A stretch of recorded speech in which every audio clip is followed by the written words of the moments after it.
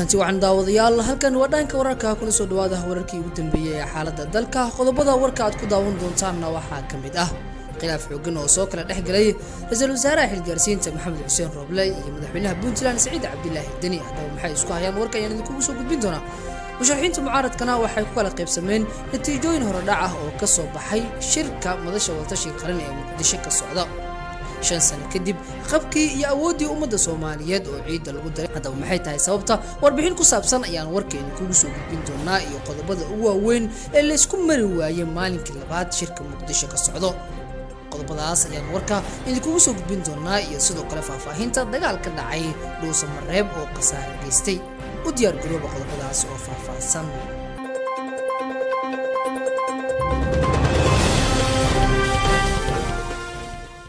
aan ku bilaabay warka waxa soo ifbaxay khilaaf soo kala dhexgalay madaxweynaha Puntland Saciid Cabdilaahi Dani iyo ra'iisul wasaaraha xilgaarsiinta Maxamed Xuseen Roble Dani ayaa Muqdisho soo gaaray dhawaan isagoona ka qayb galaya shirka golaha wadatashiga qaran ee uu hogaaminayo ra'iisul wasaare Roble arinta ugu weyn ay isku fahmi laayeen Roble iyo Dani ay dadku waxa ay ku sheegayaan in ay tahay qaabka loo jihayn doono doorashada ka hor warmurtiyeed intuusan ka soo bixin shirka Muqdisho ka socda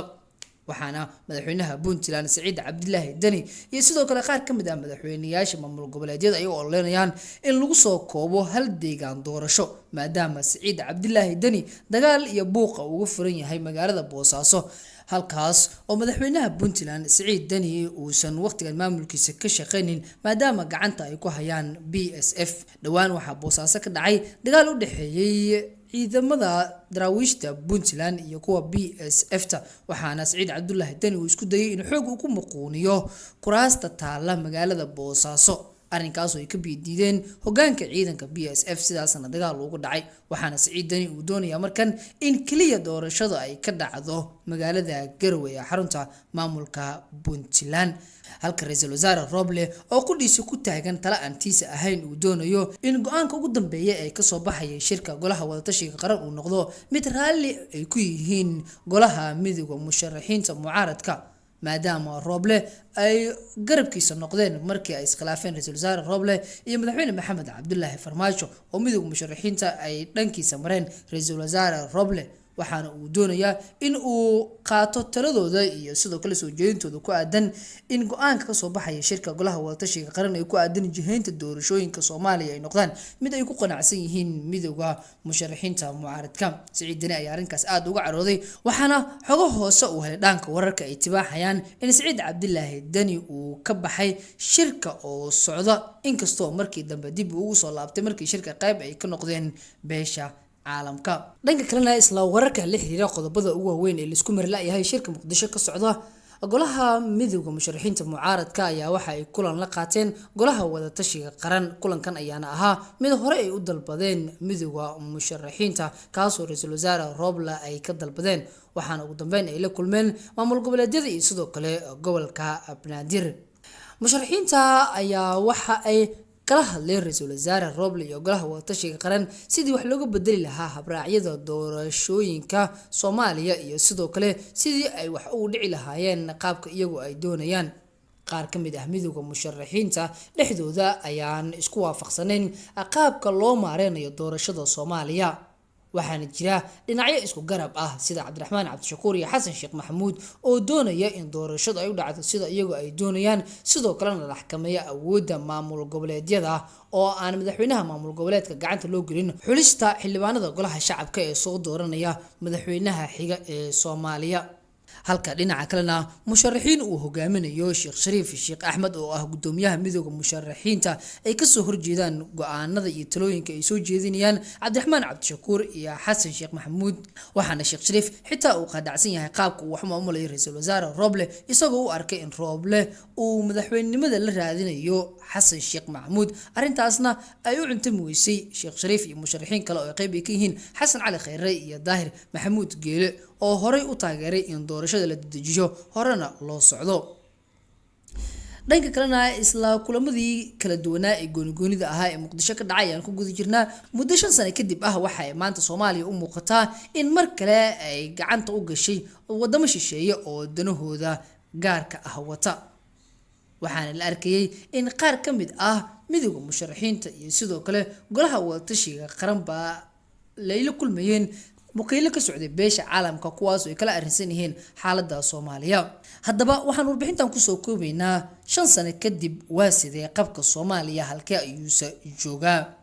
5 sano oo dalkan uu majraha u hayay madaxweyne Maxamed Cabdilaahi Maxamed Farmaajo waxa uu qabtay shaqooyin fara badan oo mudan in la bogaadiyo, taas oo ugu horeyso in uu hankool bir ah ku qabto uu xakameeyay gacmihii shisheeye ee maamuli jiray guud ahaanba siyaasadda Soomaaliya oo iyagu ajaango jiray. muddada uu dalka hogaaminayo madaxweyne Farmaajo waxaa libin weyn u ahayd ummadda Soomaaliyeed in meesha laga saaray ajnabigii go'aamin jiray talada siyaasadda Soomaaliya. waxaa la xusuustaa oo la wada og yahay in la arki jiray gabre oo madaxweyne Soomaaliyeed gacanta haya taladana goynaya, laakiin Farmaajo waxa uu qaaday tallaabooyin soo celiyay qabkii ummadda Soomaaliyeed. waxa uuna dalka ka eriyay diblomaasiyiin fara badan oo ajaanib ahaa kuwaas oo ka shaqeynayay sharaf dhaca ummadda Soomaaliyeed. waxaana ka mid ah diblomaasiyiin fara badan oo dhawaan dowladda Soomaaliya ay dalka ka ceerisay iyadoo u soo saartay warqadda Personnel non grata. inkastoo ay jiraan gaabisyo aan badnayn muddadii uu dalka majraha u hayay Maxamed Cabdilaahi Farmaajo, haddana waxaa bilihii u dambeeyay la arkayaa in mar kale ay soo rogaal celinayso awoodii wadamada shisheeye iyagoo gacanta la soo galay talada Soomaaliya. waxaa muddooyinkii u dambeeyay gaar ahaan bilaha aan imika ku jirno dib u soo noqonaya in madaxda Soomaaliyeed ay dib u hoos fariisanayaan ajaanibta muddo sanado ah uu ka celinayo madaxweyne Farmaajo iyagoo doonaya inay dhexdhexaadiyaan oo ay gooyaan siyaasadda Soomaaliya. wadamada ugu badan ee dabada ka riixaya shirka ka socda Muqdisho oo hadda la isku fahmi laayahay waxaa ka mid ah wadanka Kenya oo u soo dhexmaraysa madaxda Soomaalida iyo sidoo kale wadamo kale oo ay ku jiraan Djibouti oo ra'iisul wasaare Roble uu dhawaan uga qayb galay shir lana kulmay madaxweyne Ismaaciil Cumar Geelle, taasna ay dhalisay in shir kale Muqdisho lagu qabto iyo sidoo kale wadanka Imaaraadka Carabta oo iyaguna soo wakiishay madaxweynaha Puntland Saciid Cabdilaahi Dani, halka Kenyana uu xambaarsan yahay madaxweynaha Jubbaland Axmed Madoobe.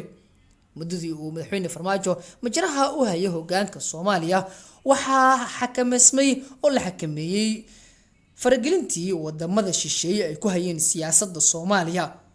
waxaana markii tallaabooyin ay qaaday dowladda Soomaaliya oo ku aadanaa diblomaasiyiin dalka laga saaray baqdin ay soo wajahday wadamada shisheeye kuwaas oo baadigoobaya halka ay u soo mari karaan mar kale duminta Soomaaliya iyagoo doonaya in dadka Soomaaliyeed ay mar kale dib u dhac ku sameeyaan.